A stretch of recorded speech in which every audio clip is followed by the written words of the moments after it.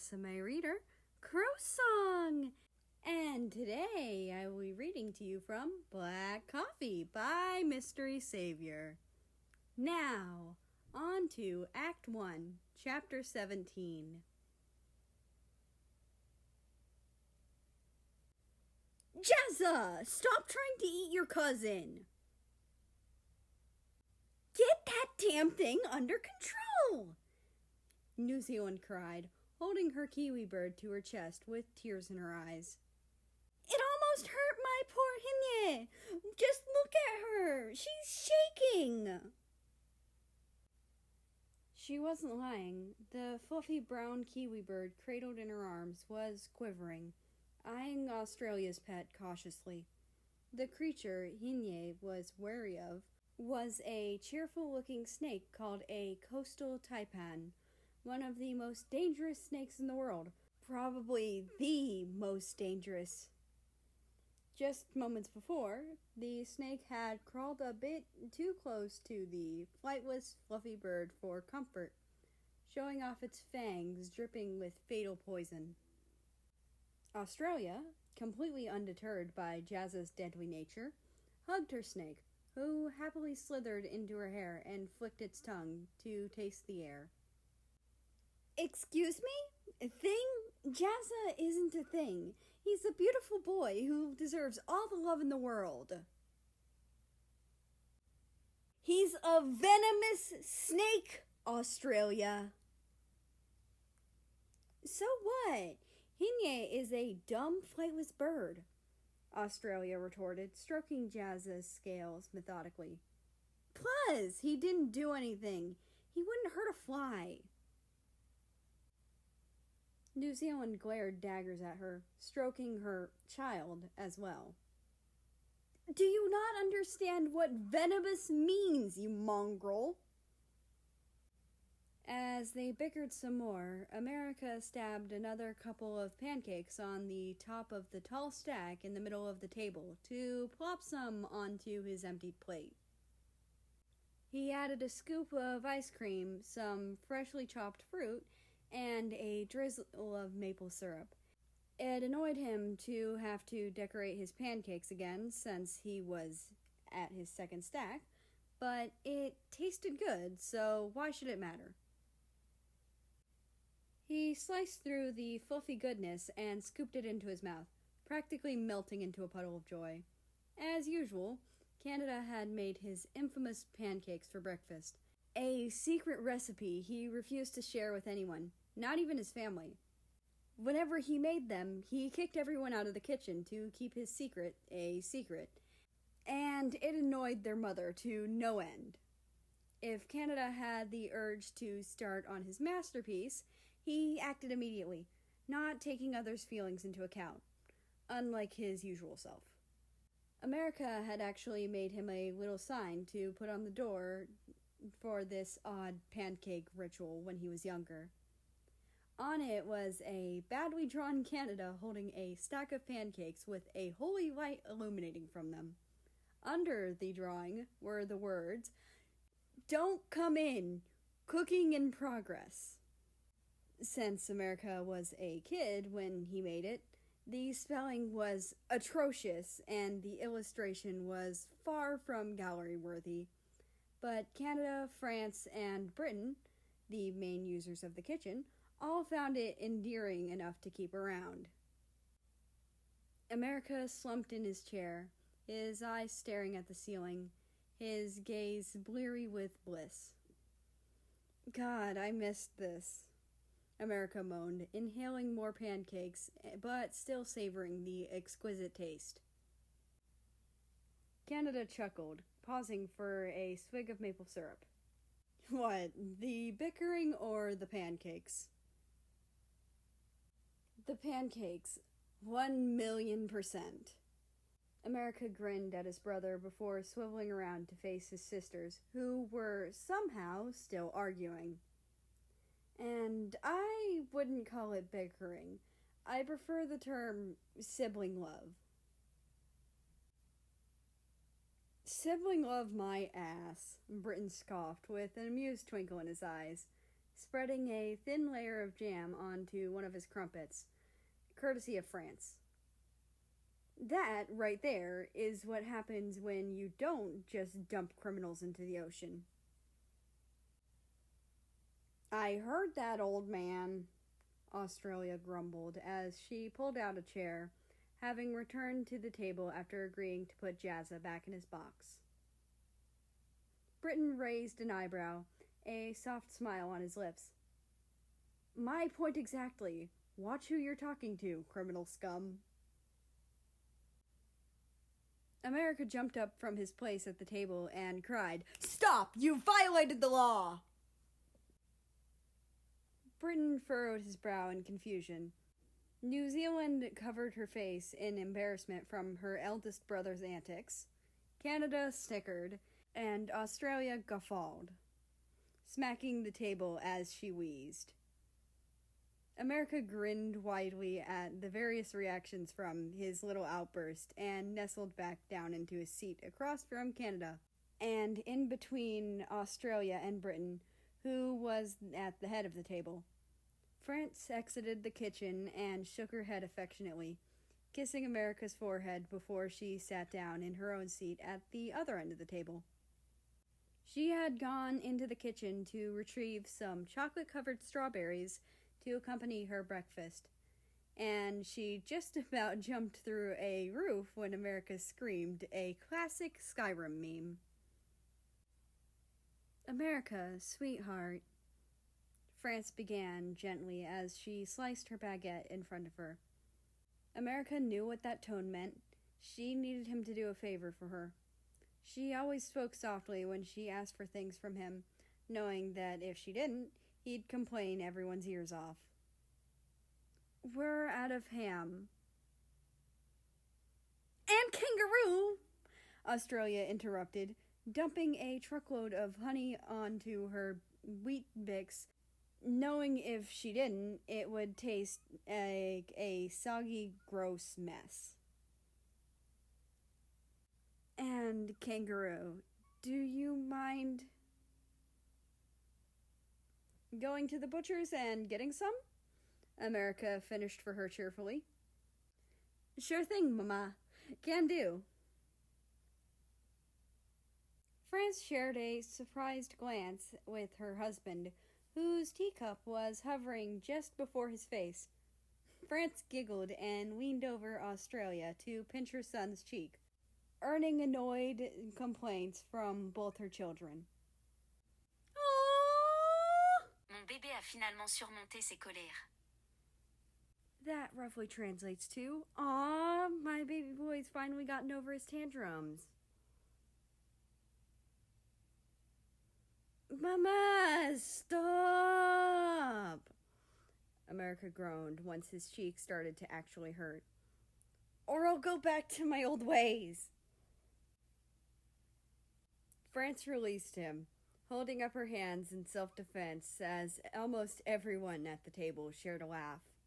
America soon joined in, rubbing his cheek since it still carried a dull sting.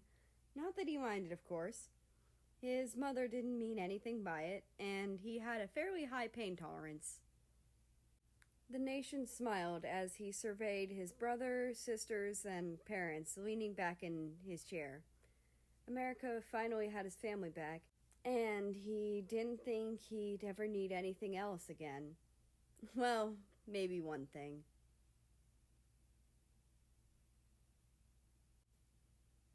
Okay, this was funny at the start. Now it's just uncanny. America deadpanned, astonished. Standing behind the clean wooden counter of the local butcher's adorned with a red apron and his classic ushanka was none other than the Russian Federation himself. "I told you," Russia chuckled, rolling his eyes. "It's the universe." America nodded along with mock disinterest. Yeah, universe, schmuniverse." A glint of mischief caught in his expression as he leant forwards, elbows resting on the counter.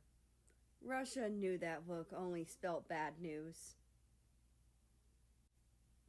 In my otherworldly opinion, I think you just want to see me. Russia raised an eyebrow. Is that so? Mm-hmm, America hummed. You clearly saw me working, thought I was cute as hell, which I am. He punctuated this thought by framing his face with his hands, earning a laugh from his Russian friend, and eventually mustered up the courage to talk to me. Then you performed various acts of bravery or stupidity, I haven't decided which yet, in order to get closer to me. You stalked me to find out when my shift ended, hung from the window of Japan's dorm to listen in on our conversation to know what party we were going to, got drunk off your ass and convinced the others to make you take me home, tagged along with South to annoy me some more, followed me home from my date, ambushed me at the bus stop, hypnotized me into taking you as my date to my parents, and got yourself a job at the butcher's shop and told my mom to send me here. America stopped listing outrageous conspiracies to grin at Russia. That about right? Right on the money. Russia snickered, shaking his head. Now, you gonna order something, or just theorize until the store closes? Come on, Ruski, America cooed, taking one of Russia's idle hands and cupping it within both his own warm hands. Admit it, you love having me around. Russia reddened before he grinned, getting an idea. He leaned over the counter to meet America. He didn't have to move far, since America was already about 3/4 over. The side of his face brushed America's cheek, and he could already see the goosebumps forming on the other's striped skin. He took his free hand and pressed a warm palm on America's cheek, the opposite side to which he was facing. He leaned in to speak right into the American's ear, his warm breath tickling the smaller, sensitive skin. I'd love you even more if you stopped teasing. He purred in his deep, thick accent.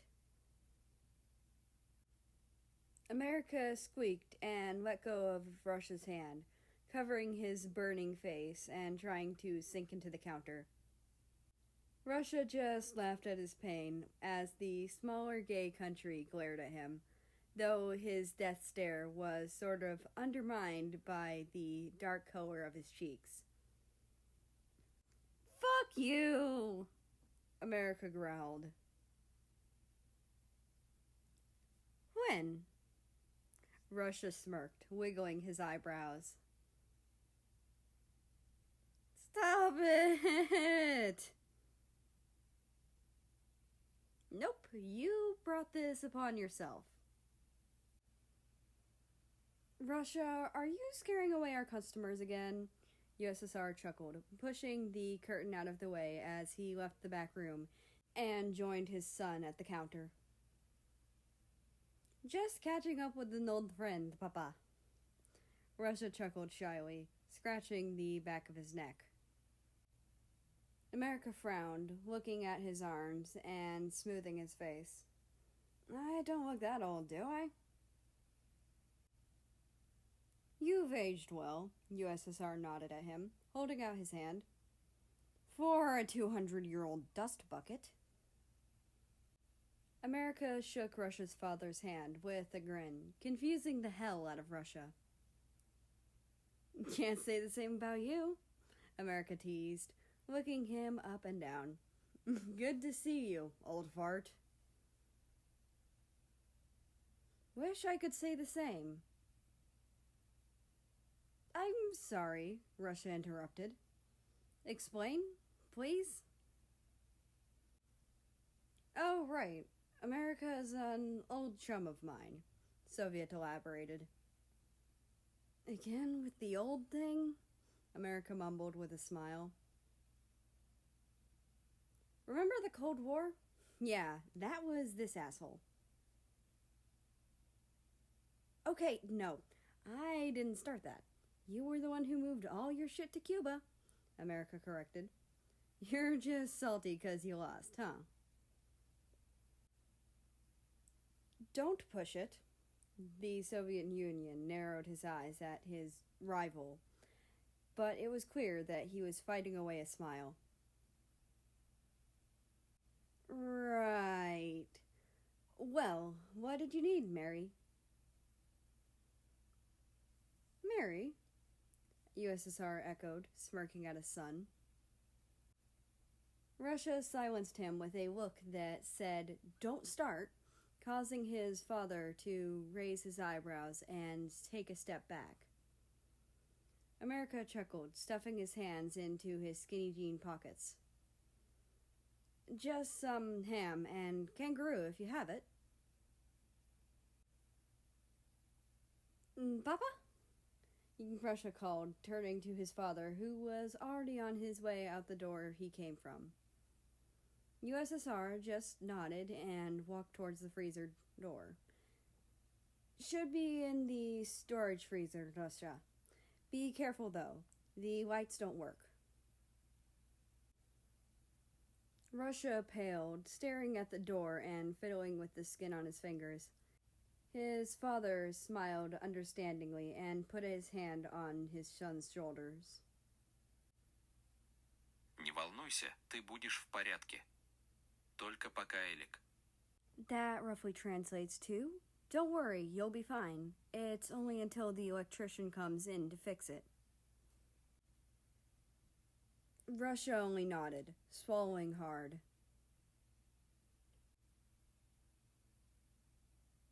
"God, it's dark in here." "Maybe if you took off your stupid glasses, you'd be able to see." "Not happening," America snorted, pushing up his sunnies with an eye roll. "Do you know how much these cost? If I put them down somewhere, they'll never see the light of day again." Russia raised an eyebrow at the shorter country, trying to focus on something other than the dark room. "I saw like 20 pairs of the exact same glasses in your room. Plus, you're rich now, remember?" "My dad's rich, not me," America grumbled, although he knew Russia was right. Sweeping some hair behind his ear and looking at the ground, he really needed to take off his sunglasses, though. If he did, he'd be able to see everything clearly. He could be a superhero with the night vision power. If it wasn't so lame. "Hey, Russ?" "Da?" America stared with his eyes narrowed at Russia's face, or rather, the silhouette of his face. "Can you see me? Like, properly?" Russia shook his head, not trusting his voice, as his arm brushed against something cold and solid. He could only pray it wasn't something sinister, or at least something more sinister than one of the hanging carcasses lining the room. It was a butcher's shop, after all. America sighed to himself and slid off his shade guardedly, surveying the room. Without the sunglasses obscuring his vision, his excellent eyesight kicked in, showing him the meat locker in all its glory. He had offered to accompany Russia in the frigid storage room after taking one look at his nervous face. Something about the place gave his tall friend the creeps. Now, without his sheets, he could see why. Dozens of rows upon rows of animal torsos were strung from the ceiling, swaying ominously as the ventilation of the pitch-black room droned around them. The off-white cement was stained with red and brown, and some of the bodies were even dripping blood, creating a not-so-comforting rhythmic drip, drip, drip sound bouncing off the cold walls. The rows were tightly packed, too, only a meter, a couple of feet, or so apart. which didn't provide much walking space. The air was sharp and nipped at America's nose and ears, but it kept the inevitable stench of death away, which both of them were thankful for. Before America could say anything, Russia brushed against another body, sending him involuntarily whimpering. Through the darkness, America could see him hold his arms to his chest and curl his fingers, trying to make himself as small as possible. Russia's wide-eyed gaze darted around the room, the flaps of his fluffy ushanka lightly whacking his face when he would swivel his head around desperately to see around him. That's when America realized he wasn't scared of the dead animals. He was scared of the dark. Without a word, America slipped one of Russia's cold hands into his own, startling the poor country, but when Russia realized whose hand it was, his shoulders slumped and his arms relaxed. America pulled him closer, herding the two of them through the carnage and back the way they had come, far from the potentially heart attack-inducing carcasses. "Where are we going?" Russia stammered as he looked around blindly, hoping America would chalk the disjointed words up to the cold and nothing else. "We're leaving. We can come back either when we have a flashlight or these goddamn lights work," America explained, squeezing his frightened companion's hand in a more comforting manner. But the food." "Fuck the food," America interrupted, his mouth set in a hard line. "I'm not letting you be an idiot and get an aneurysm for just some ham."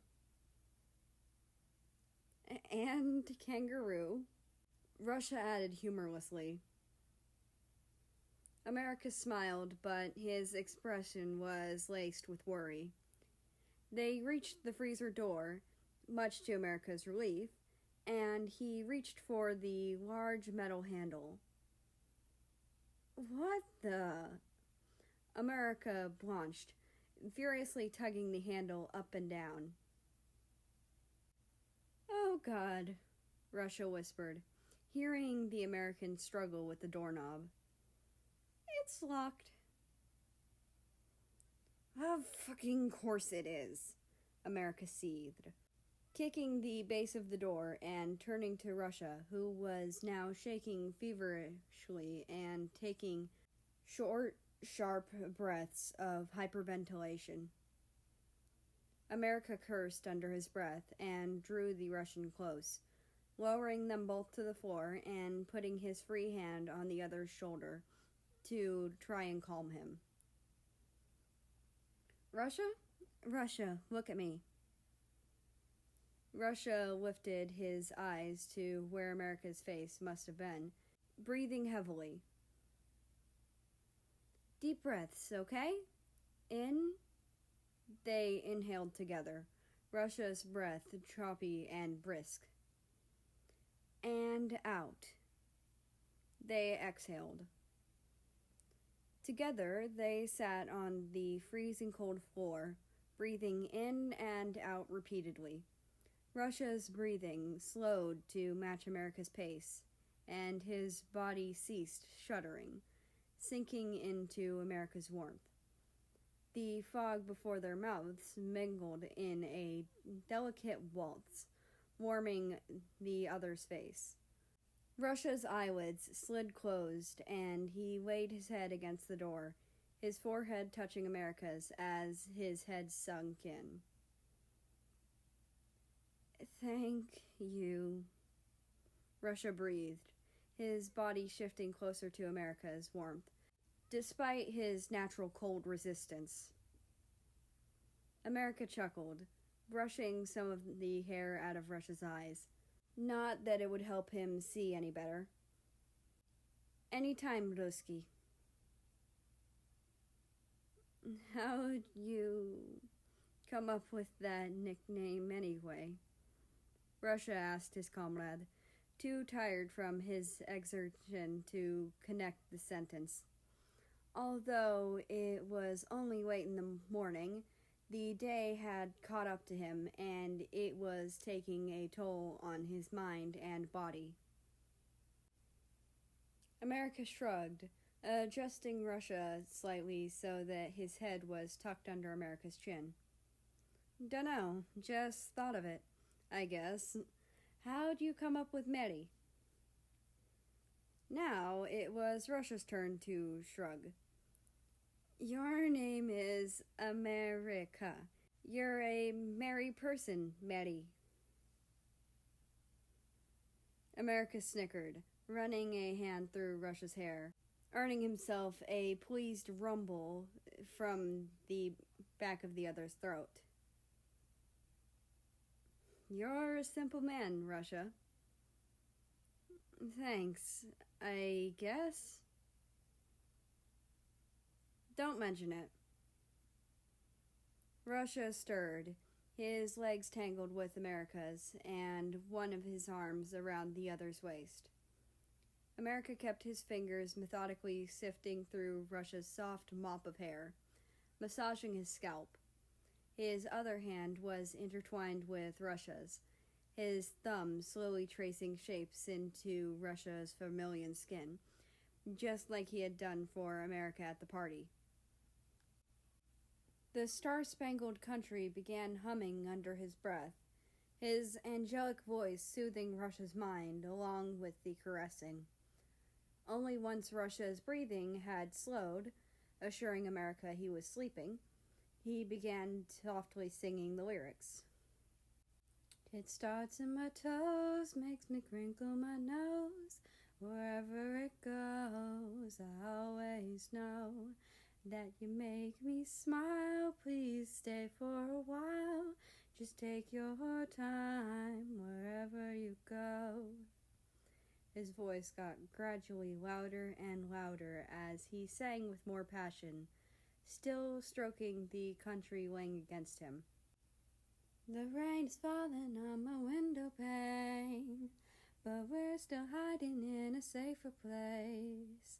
Under cover and staying dry and warm. You give me feelings that I adore. They start in my toes, make me crinkle my nose. Wherever it goes, I always know that you make me smile. Please stay for a while now. Just take your time wherever you go.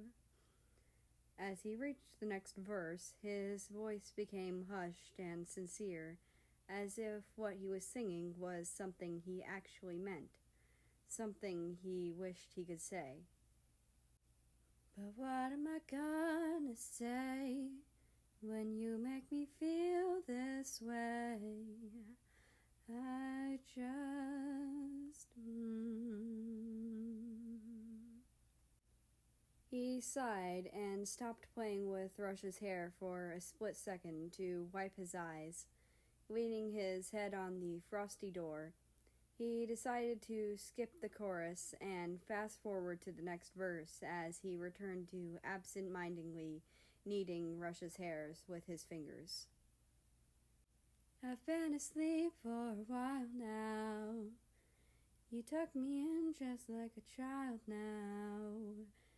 'Cause every time you hold me in your arms, I'm comfortable enough to feel your warmth. It starts in my soul and I lose all control. When you kiss my nose, the feeling shows. 'Cause you make me smile, baby, please take your time now, holding me tight. His voice lowered to barely a whisper as he finished up the song. Wherever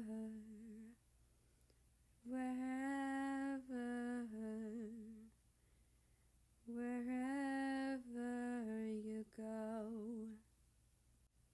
Little did he know, Russia was awake the whole time, paying attention to the lyrics. He knew the song was written by some random celebrity somewhere, but a part of him told him America was singing those specific words just for him. Wherever, wherever, wherever you go. And against his better judgment, or the self-deprecating side of him, he listened to that part of him. Oh, wherever you go. And he smiled.